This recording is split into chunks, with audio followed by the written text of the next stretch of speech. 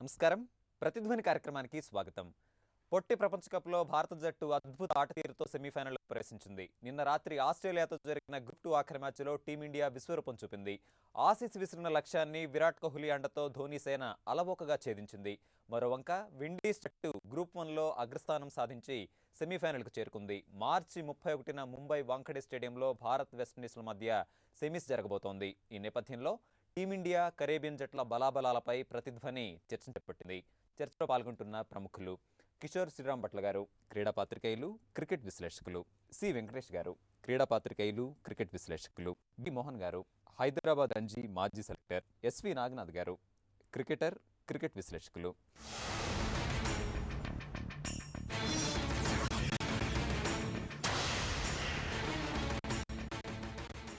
వెంకటేష్ గారు, టీ20 ప్రపంచ కప్లో ఇప్పటివరకు జరిగినటువంటి మ్యాచ్లను చూసినట్లయితే అన్ని మ్యాచ్లు ఒక ఎత్తు, ఆస్ట్రేలియాతో జరిగినటువంటి కీలక మ్యాచ్ ఒక ఎత్తుగా పేర్కొంటున్నారు.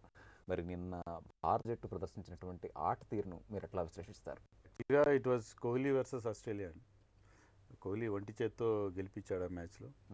ఎందుకంటే ఇండియాకి ఆ స్టార్ట్ బాగా లభించలేదు. మనకు ప్రారంభంలోనే వాళ్ళు భారీగా షాట్స్ కొట్టడం, కవాజే కానీ ఫించ్ కానీ. సో పవర్ ప్లేలో మనం పూర్తిగా డిఫెన్స్లో పడిపోయాం. తర్వాత పవర్ ప్లే ఓవర్స్ 6 ఓవర్లు అయిన తర్వాత మన బౌలర్స్ కొంత పుంజుకున్న తర్వాత కూడా they were able to put up a very good score. 160 runs అనేది మంచి స్కోర్. ఏ విధంగా చూసుకునే స్లో ట్రాక్ కాబట్టి అది. దాని మీద ఎప్పటిలాగే మన ఓపెనర్స్ ఫెయిల్ అవ్వడం, మనకి ఈ వరల్డ్ టీ20లో ఎదురవుతున్న ప్రధానమైన ప్రాబ్లం ఏంటంటే ప్రతిసారి ఓపెనర్స్ ఫెయిల్ అవుతున్నారు. మొదటి వికెట్లు పోతూనే ఉన్నాయి. సో ఆ దశలో విరాట్ కోహ్లీ ప్రతి మ్యాచ్లో మీరు చూడండి, ఇటీవల కాలంలో అతని కన్సిస్టెన్సీ, అతను ఆడుతున్న తీరు, అతను మ్యాచ్లు గెలిపిస్తున్న పద్ధతి, ముఖ్యంగా చేజింగ్లో అతను ఒక మాస్టర్ చేజర్గా ప్రూవ్ అయ్యాడు. విరాట్ కోహ్లీ చేజింగ్లో అతన్ని మించిన బ్యాట్స్మెన్ లేడు, అతను మించిన ఫినిషర్ లేడు అని చెప్పి మొత్తం క్రికెట్ ప్రపంచం అంతా ఈరోజు ఎలాంటి అభ్యంతరాలు లేకుండా యాక్సెప్ట్ చేస్తూ ఉంది. సో అతని పర్ఫార్మెన్స్ అలా ఉంది, అంత కన్సిస్టెంట్గా ఆడుతున్నాడు, ఆ విధమైన రిజల్ట్స్ అతను తీసుకొస్తున్నాడు. సో ఇండియా కొన్నిసార్లు ఏమవుతుందంటే టాస్ ఓడిపోయి మనం చేజ్ చేయాల్సి వస్తే అయ్యో పోతుందేమో మ్యాచ్ అని అనుకుంటాం. మామూలుగా చేజింగ్ కొన్నిసార్లు చాలా ఇబ్బందికరమైన పరిస్థితి. కానీ విరాట్ కోహ్లీ ఉన్నాడు మనకైనా ఒక ధీమా అతను క్రియేట్ చేస్తున్నాడు. అయితే విరాట్ కోహ్లీ యొక్క ఇంత సక్సెస్ ఎందుకు లభిస్తున్నది కూడా మనం విశ్లేషించి చూస్తే ఏంటంటే అతను మెయిన్గా క్రికెటింగ్ షాట్స్ మీద డిపెండ్ అవుతాడు. మీరు చూడండి, మామూలు టీ20 ఫార్మాట్లో రకరకాల అప్పర్ కట్లు, స్కూప్ షాట్లు, దిల్ స్కూప్లు, రకరకాల షాట్లు కొడుతుంటారు. కానీ విరాట్ కోహ్లీ 99% తన క్రికెటింగ్ షాట్స్ మీద డిపెండ్ అవుతాడు. రిస్క్ ఏమాత్రం తీసుకోడు, అతను రిస్క్ తీసుకోకుండా ఆడతాడు. అంతేకాకుండా ఈ మిడిల్స్ ఎవ్రీథింగ్, ప్రతి బాల్ అతని బ్యాట్కి అది ఎడ్జెస్ ఉన్నట్టుగానే మనకు కనబడు. అతనికి ఎబిలిటీ ఉంది, ఆ ఎబిలిటీ టెంపర్మెంట్ ఉంది. ఛేదనలో మనగాడు అన్నటువంటి ప్రశంసకి కోహ్లీ తను ఎలా మలుచుకున్నాడు అంటారు? విరాట్ కోహ్లీ కూడా అప్స్ అండ్ డౌన్స్ ఉన్నాయి, కానీ మోస్ట్లీ కన్సిస్టెంట్గా ఆడుతున్నాడు. ముఖ్యంగా చేజింగ్ అతను ఎంజాయ్ చేస్తాడు. దానికి ప్రధాన కారణం ఏంటంటే అందులో ఆ ఇంటెన్సిటీ ఉంది. అంటే నేను పర్ఫామ్ చేయాలి, ఆ హంగర్ అనేది చాలా స్పష్టంగా అతనిలో మనకు కనిపిస్తుంది. ఇది చాలా చిన్న వయసులోనే maturity, as a old head on young shoulders, దాంట్లో ఎలాంటి సందేహం లేదు. అతనికి 27 సంవత్సరాల వయసులోనే చాలా మెచ్యూర్డ్ పర్ఫార్మెన్స్. అది the way he phases in his innings. నిన్న కూడా మీరు చూస్తే ఏంటంటే ప్రారంభంలో స్లోగా, ఎందుకంటే వికెట్లు కాపాడుకోవాలి. అదిగాక యువరాజ్ సింగ్కి కాలి గాయం ఉండడం వల్ల అతను వేగంగా సింగిల్స్ తీయట్లేదు. దానివల్ల స్కోరింగ్ రేట్ తగ్గిపోయింది. కానీ సరైన సమయంలో ఆ యాక్సిలరేషన్ తీసుకొస్తాడు. ఓవర్కి 4 4లు కొట్టడం, 6లు కొట్టడం. సో విరాట్ కోహ్లీ ఏ విధంగా పేస్ చేస్తాడు, ఏ విధంగా తన చేజ్ని ప్లాన్ చేస్తాడు అంటే అతనికి ఎబిలిటీ ఉంది, క్రికెటింగ్ బ్రెయిన్స్ కూడా ఉన్నాయి. సో అన్నీ he comes as a complete package. అలాగే రన్నింగ్ బిట్వీన్ ద వికెట్స్, ప్రతిసారి 4లు 6లు కొట్టక్కలేదు, కానీ వేగంగా ఒక పరుగు వచ్చే దగ్గర 2 పరుగు తీస్తాడు. ఆ విధంగా కూడా స్కోర్ బోర్డ్ని పరిగెత్తిస్తాడు.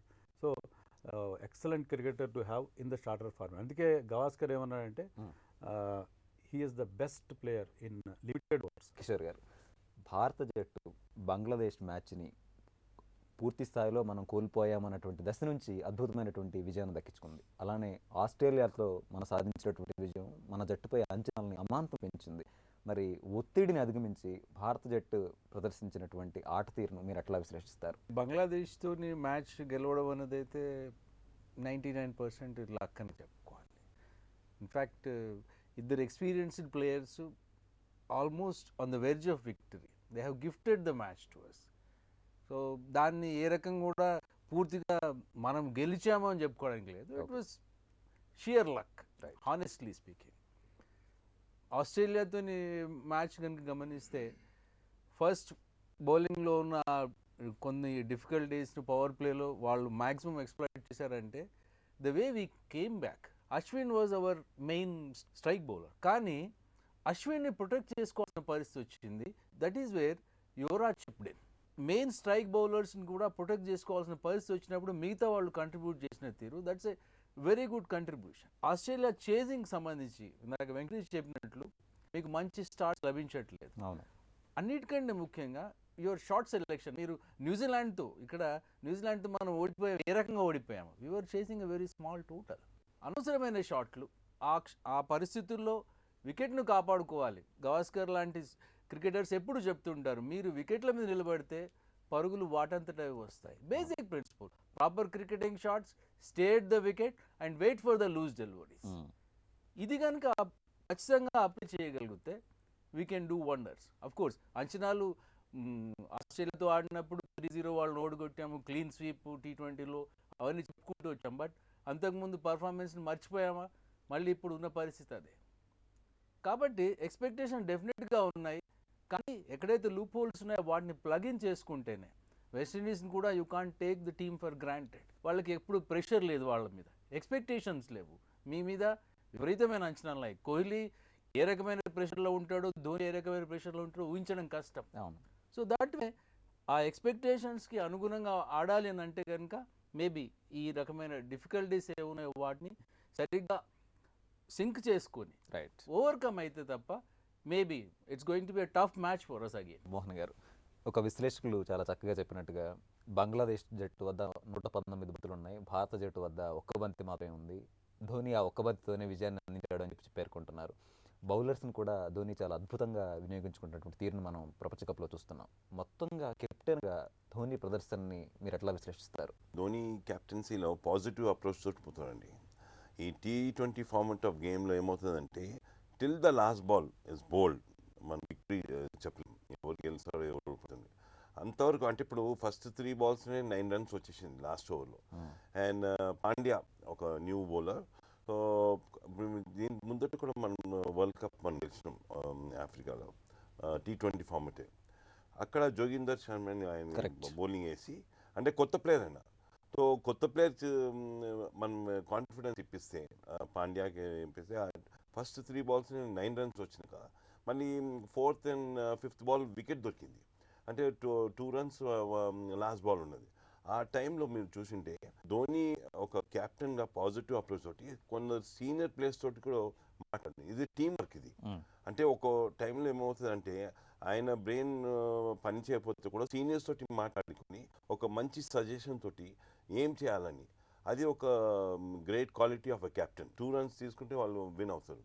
అట్లాంటి పొజిషన్ టైంలో పాండ్యాకి అవుట్ సైడ్ ది ఆఫ్ ఏమని సజెషన్ నేరా కూడా ఇచ్చిండు. Nehra is senior most bowler. So ఇట్లాంటి సజెషన్ని పాండ్యా డెఫినెట్లీ ఆ బాల్ వేసి బీట్ చేసిండు బ్యాట్స్మెన్ని. బీట్ అవుతూ కూడా వాళ్ళు రన్ తీసుకుంటారు to equal the score. So అట్లాంటి టైంలో ఆయన గ్యాదర్ చేసుకుని త్రో చేయకుండా ఆయననే వచ్చి వికెట్ని రన్అట్ చేసిండు. అంటే that shows is temperament, almost like thriller. So అట్లాంటి సిచ్యువేషన్లో కూడా ఒక క్యాప్టెన్ చాలా కూల్గా హ్యాండిల్ చేసిన టీంని, that's a great asset for Indian team అండి. ఆయన క్యాప్టెన్సీలో ఆయన ఎట్లాంటి పొజిషన్, ఈవెన్ బ్యాటింగ్ చేసేటప్పుడు ఆయన స్కోర్ చేస్తుంటే విన్నింగ్ రన్స్. అట్లాంటి ఒక మంచి క్యాప్టెన్.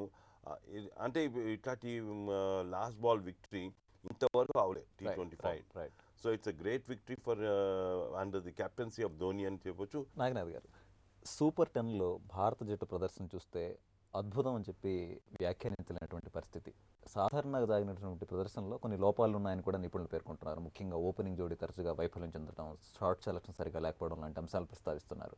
మరి సెమీఫైనల్కి మనం ఇప్పుడు చేరుకున్నాం. ఫైనల్కి చేరేటటువంటి క్రమంలో మనం ఎట్లాంటి ఆటతీరు ప్రదర్శించాల్సిన అవసరం ఉందంటారు? ఇండియన్ టీంలో ఇప్పుడు మనం బేసికల్గా ఉన్నటువంటి బ్యాట్స్మెన్ వైఫల్యం ఒక్కసారి మనం మాట్లాడుకుంటే, బాల్ పిచ్ అయిన తర్వాత తొందరగా రావట్లేదు బ్యాట్ మీదకి. రానప్పుడు ఏం చేయాలి? అసలు మీరు బేసిక్ క్రికెట్ ఫండమెంటల్స్ ఏంటంటే you must head down and play అని చెప్తారు. ఓకే, గవాస్కర్ స్థాయి ప్లేయర్లు అందరూ కూడా. Why? Because head down and play. Because ball స్లోకి వస్తున్నప్పుడు హెడ్ అప్ చేసి కొడితే బాల్ ఎయిర్లో పోతుంది. ఈ ఫండమెంటల్ ఇప్పటిదాకా రోహిత్ శర్మకి ఎవరు చెప్పలేదు. శిఖర్ ధావన్ ఫేస్లో మీరు ఎప్పుడన్నా కాన్ఫిడెన్స్ చూసారా ఈ 4-5 మ్యాచెస్లో? He looks very confused, anxious, restless. చేజింగ్లో ఉన్నాం, కొంత యాంగ్జైటీ ఉంటుంది. బేసిక్ ఫండమెంటల్ ఏంటంటే నీకు స్పిన్నర్ బాల్ వేస్తున్నప్పుడు బాల్ ఎక్కువ టర్న్ కాదు, బాల్ స్ట్రైట్గా వస్తుంది. నువ్వు ఒకవేళ రీచ్లో పడ్డ బాల్ని కొట్టేస్తున్నావు. నిన్న అశ్విన్ అలానే కొట్టాడు, ఏ మాత్రం రీచ్లో పడినా కానీ పించ్ బాల్ని బయట కొట్టేస్తాడు. బౌలర్ వేసే వైఫల్యాన్ని కూడా గ్రహించడానికి మనము కొన్ని బేసిక్ ఫండమెంటల్స్ ఏవైతే నేర్చుకుంటామో క్రికెట్లో, అది మనం చేజింగ్లో ప్రతి బాల్ని మనం 4 కొట్టాలి, ఫస్ట్ 6 ఓవర్స్లో మనం 60 రన్లు 50 రన్లు కొట్టాలనే స్ట్రాటజీలో ఇప్పుడు పిచ్ కండిషన్స్ లేవు. బౌలర్ కూడా రెగ్యులర్ బౌలర్స్ వేయట్లేదు, ఇర్రెగ్యులర్ బౌలర్స్ వేస్తున్నారు. అలాంటప్పుడు ఫస్ట్ మనకున్నటువంటి ప్లస్ పాయింట్ ఏంటంటే రోహిత్ శర్మ లాంటి బ్యాట్స్మెన్, శిఖర్ ధావన్ రిస్క్ తీసుకోవాలి. రోహిత్ శర్మ లాంటి బ్యాట్స్మెన్ 8 ఓవర్స్ ఉండడానికి ట్రై చేయాలి. అట్లీస్ట్ 8 ఓవర్స్ ఉండడానికి ట్రై చేస్తే ఏమవుతుందంటే ప్రతి బౌలర్లో ఏదో ఒక వైఫల్యం ఉంది ప్రతి వరల్డ్ టీంలో. నిన్న మీరు ఆస్ట్రేలియాలో కూడా చూశారు, కెప్టెన్ స్మిత్ మొత్తం ఫీల్డర్స్ అందరినీ కూడా 19th over left side on side పెడితే ఆ 5 balls హాఫ్ మీద బౌలింగ్ వేసాడు. Under the stress, tension, anxiety, ఆ క్రైసిస్ మేనేజ్మెంట్ రావట్లేదు. ఇట్లాంటి చిన్న చిన్న టెక్నిక్స్ అన్నింటినీ కూడా మనము సెమీఫైనల్లో గుర్తుపెట్టుకోవాలి. రెండోది, వరల్డ్ అన్ని టీంలకు లేనిది మన ఇండియన్ టీంకి ఉంది, మన బంగ్లాదేశ్లో ప్రూవ్ అయింది. బంగ్లాదేశ్ మ్యాచ్ నేను లక్తో గెలిచారంటే నేను నమ్మను. ఎందుకంటే ప్రతి టీంకి కూడా విన్నింగ్ స్కిల్ ఒకటి ఉండాలండి. సౌత్ ఆఫ్రికా ఎన్నిసార్లు ఫైనల్కి వచ్చింది, సెమీఫైనల్కి వచ్చింది. న్యూజిలాండ్ ఎన్నిసార్లు సెమీఫైనల్కి వచ్చింది, ఫైనల్కి వచ్చింది. వాళ్ళు ఎందుకు గెలవలేకపోతున్నారు అంటే వాళ్ళకి ఆ విన్నింగ్ స్కిల్ లేదు, ఆ విన్నింగ్ టాక్ట్ తెలియదు వాళ్ళకి. మ్యాచ్ని ఎట్లా డైవర్ట్ చేసుకోవాలి, ఎట్లా కంట్రోల్ చేసుకోవాలి. 119 balls బంగ్లాదేశ్లో ఉన్నాయి, 1 ball ఉన్నారు. That is what is the turning point of the match. Plus ఇంకోటి, ఈ విన్నింగ్ స్కిల్ అనేది ధోనికి ఉంది కాబట్టి ప్లేయర్స్ అందరూ కూడా అంతా పట్టిస్తూ ఆడుతున్నారు. కాబట్టి అవన్నీ గుర్తుపెట్టుకొని మనం టెక్నికాలిటీస్ని కొంత ఇంప్రూవ్ చేసుకొని ఫస్ట్ 6 ఓవర్స్లో మనం 2 to 3 runsని చేజ్ చేసే క్రమంలో రోహిత్ శర్మ ఆడాలి. బౌండరీస్ మీద ఫోకస్ చేయడంలో శిఖర్ ధావన్ ఆడితే తప్పకుండా మనము ముందుకెళ్ళడానికి అద్భుతాలు చేయాలి. వెంకటేష్ గారు, సెమీఫైనల్లో భారత జట్టు వెస్టిండీస్తో ఠీకనబోతోంది. మరి ఇప్పటివరకు సూపర్ 10లో ఇరు జట్లు ప్రదర్శించినటువంటి ప్రదర్శనని చూస్తే మీ అంచనా ఏంటి? సెమీఫైనల్లో ఎవరికి మెరుగైనటువంటి అవకాశాలు ఉన్నాయి? అంటే సూపర్ 10లో చూస్తే వెస్టిండీస్ కానీ ఇండియా కానీ 3 మ్యాచెస్ గెలిచాయి, తలొక మ్యాచ్ ఓడిపోయాయి. సో దాన్ని బట్టి మనం చెప్పలేం. కానీ వెస్టిండీస్ పర్ఫార్మెన్స్ డెఫినెట్గా ఇండియన్ టీం కంటే బెటర్ పర్ఫార్మెన్స్. ఇండియా ఏంటంటే ప్రతి మ్యాచ్లో పడుతూ లేస్తూ గెలిచింది. ఏదో చాలా అతి కష్టం మీద ఆ విక్టరీ అనేది చేజిక్కించుకోగలిగింది. సో ఆ నేపథ్యంలో చూస్తే వెస్టిండీస్ బెటర్ టీమ్గా కనిపిస్తుందా అంటే అట్లా కూడా మనం చెప్పలేం. West Indies is a very very inconsistent team. Afghanistan లాంటి ఒక చిరు జట్టు మీద వాళ్ళు ఓడిపోవడం మనం చూసాము. ఈ నేపథ్యంలో ఏంటంటే ఇండియా చేయాల్సింది ఏంటంటే ఆఫ్ఘనిస్తాన్ మీద కూడా ఓడిపోయిన జట్టు కదా అని చెప్పి వాళ్ళని తక్కువగా అంచనా వేయడానికి ఏమాత్రం వెళ్ళలేదు. ఎందుకంటే వెస్టిండీస్లో ఉన్న గొప్ప క్వాలిటీ ఏంటంటే it is a team of T20 specialist. ఆ టీంలో మీరు క్రిస్ గేల్ తీసుకోండి, ఆండ్రీ రసెల్ తీసుకోండి, డ్వేన్ బ్రావో తీసుకోండి, ప్రతి ప్లేయర్ కూడా T20 ఫార్మాట్లో ఆ స్కిల్స్, స్పెషల్ స్కిల్స్ ఉన్న ఆటగాళ్ళు దాదాపుగా ప్రతి ఒక్కరు ఆల్రౌండర్. వాళ్ళు కెప్టెన్ డారెన్ సామీ కానీ, బ్రాత్వైట్ కానీ, వాళ్ళు బ్రహ్మాండంగా బ్యాటింగ్ చేస్తారు, భారీ షాట్లు కొడతారు, బౌలింగ్ చేయగలరు, అథ్లెటిక్గా ఫీల్డింగ్ కూడా చేస్తారు. సో ఆ టీం ఏంటంటే వాళ్ళు వెస్టిండీస్ వాళ్ళ మెంటల్ యాటిట్యూడ్కి కానీ వాళ్ళ లైఫ్ స్టైల్ కానీ ఈ ఫార్మాట్ అతికినట్టుగా సరిపోతుంది. అందుకనే ఈ ఫార్మాట్లో వాళ్ళు మిగతా చోట్ల కంటే రాణిస్తారు. మీరు ప్రపంచంలో ఏ T20 లీగ్ చూసినా కూడా దాంట్లో West Indies players are always in great demand. So అలాంటి పరిస్థితి ఇంకా వాళ్ళకి పొలార్డ్ తర్వాత లెండెల్ సిమెన్స్ లాంటి ప్లేయర్స్ ఆడట్లేదు ఈసారి వాళ్ళ టీంకి. సో వెస్టిండీస్ని తక్కువగా అంచనా వేయడానికి ఏమాత్రం వీలు లేదు. అందులో ఇండియా ఇప్పుడున్న ప్రాబ్లమ్స్లో అంటే మనకి టాప్ ఆర్డర్ వైఫల్యం అనేది ఒక జాడ్యం లాగా పట్టి పీడిస్తుంది. కాబట్టి వెస్టిండీస్ విషయంలో జాగ్రత్తగా ఉండాలి. అంతేకాకుండా కోహ్లీ ఉన్నాడులే మనకి, మనం ఫెయిల్ అయినా పర్వాలేదని మిగతా బ్యాట్స్మెన్ ఎప్పుడు అనుకోకూడదు. ధోని కూడా కోహ్లీని మెచ్చుకుంటూనే ఆ వార్నింగ్ ఇచ్చాడు మిగతా ఆటగాళ్ళు. సో ఆ దీంతో వెళ్ళాలి. ఇంకా ఇండియాకు ఉండే అడ్వాంటేజ్ ఏంటంటే స్పిన్నర్స్కి అనుకూలించే ట్రాక్ కాబట్టి ముంబై. సో మనకి బెటర్ స్పిన్ అటాక్ ఉంది. వాళ్ళ బద్రీ కానీ సులేమాన్ ఖాన్ కానీ మనకి పెద్దగా ఇబ్బంది పెట్టే అవకాశం లేదు. కానీ అక్కడ ఇంకొక ఛాన్స్ ఫ్యాక్టర్ కూడా ఏమవుతుందంటే అది డ్యూ ఫ్యాక్టర్ ఎక్కువగా ఉంది అక్కడ పిచ్ మీద. సో సెకండ్ బౌలింగ్ చేసే టీం కొంచెం ఇబ్బంది పడే పరిస్థితి ఉంది. సో టాస్ గెలిచి ముందుగా ఫీల్డింగ్ చేయడం అనేది అది కూడా ఒక అడ్వాంటేజ్ అవుతుంది అక్కడ. సో ఏ విధంగా చూసుకున్నా కూడా semi-final is not going to be A cake walk for India. Kishore గారు, ఆతిథ్య జట్టుగా భారత జట్టుకున్నటువంటి బలాలని బలహీనతని మీరు ఎట్లా విశ్లేషిస్తారు? అన్నిటికంటే ముఖ్యంగా ఆఫ్ఘన్తో ఓడిపోయిందని క్యాజువల్గా తీసుకోవాల్సిన అవసరం లేదు. To play in absolute seriousness. Plus న్యూజిలాండ్తో ఓడిపోయాము, బంగ్లాదేశ్తోని ఓటమి అంచుల్లోంచి బయటపడ్డాము. అట్లాంటివన్నీ కూడా ఒకసారి మళ్ళీ వాటిని రివ్యూ చేసుకొని వెంకటేష్ చెప్పినట్లు T20 స్పెషలిస్టులు ఉన్నారు. వెస్టిండీస్ టీంలో. అండ్ వాళ్ళు కనుక వాళ్ళ రోల్ ప్లే కనుక కరెక్ట్గా నిర్వహించగలిగితే they can be match winners. 15 match winners అన్నాడు శామి. సో మన దగ్గర we need those kind of contributions. Kohli మీద ఆధారపడము, లేకపోతే అశ్విన్ లాంటి వాడు తిప్పేస్తాడు అనుకోవడము కాదు. Everybody has to chip in. And top order of course Raina, Yuvraj is contributing, కానీ రైనా, జడేజా ఈ ఇద్దరు కూడా they are playing on reputation. ఈ ఇద్దరు left handers, they are wonderful players, they are match winners on their day. It is time for them to contribute also. మన పిచ్లే కదా, వెనకెవరు వస్తున్నారు కాబట్టి మనం ఇష్టం వచ్చినట్టు ఆడొచ్చు, కుదరదు. మీకు అవకాశం ఉన్నంత వరకు వీలైనన్ని పరుగులు చేయండి, కంట్రిబ్యూట్ చేయండి. అండ్ ఎన్ష్యూర్ దట్ మీకు ఏదైతే రోల్ అసైన్ చేశారో ఆ రోల్ను కంప్లీట్గా పూర్తిగా నిర్వహించే ప్రయత్నం చేయండి. వెస్టిండీస్ని మాత్రం తేలిగ్గా తీసుకునే అవకాశం లేదు. మీ కెప్టెన్ ఇప్పుడు అందరూ మళ్ళీ పొగుడుతున్నారు. Dhoni with a better frame of mind and a positive approach is definitely a big plus for you. Maybe 2 world కప్లు గెలిచాడు, ఇంకో వరల్డ్ కప్ గెలిపించడానికి యాజ్ ఎ టీమ్గా ధోని అందరూ కలిసి ధోనికి సాయం చేసే ప్రయత్నం చేయాలి. మోహన్ గారు, సమిష్టిగా జట్టు రాణించాలి అంటే ఏ ఏ విభాగాల్లో ఎట్లాంటి ఆట తీరు ప్రదర్శించాలి? విండీస్ బలాలను మీరు ఎట్లా విశ్లేషిస్తారు? ధోని విన్నింగ్ కాంబినేషన్ తోటి పోతాడండి, ఎప్పుడు అంత కాన్ఫిడెన్స్ ఉంది ఆయనకి. నా ఉద్దేశంలో డెఫినెట్లీ ఒక చేంజ్ చేయవచ్చు ఆయన. రహానే లాంటి ప్లేయర్, బాంబే ప్లేయర్ అయినా ఆయనకు ఒక ఛాన్స్ ఇస్తే డెఫినెట్లీ సో అట్లాంటి కాంబినేషన్ తోటి పోవచ్చు. But Dhoni believes in winnowing combination. ఇన్ని మ్యాచెస్ వరకు మనకి ఓపెనింగ్ పార్ట్నర్షిప్ రాలే. బట్ బాంబేలో రోహిత్ శర్మ ప్లేస్ ఫర్ బాంబే.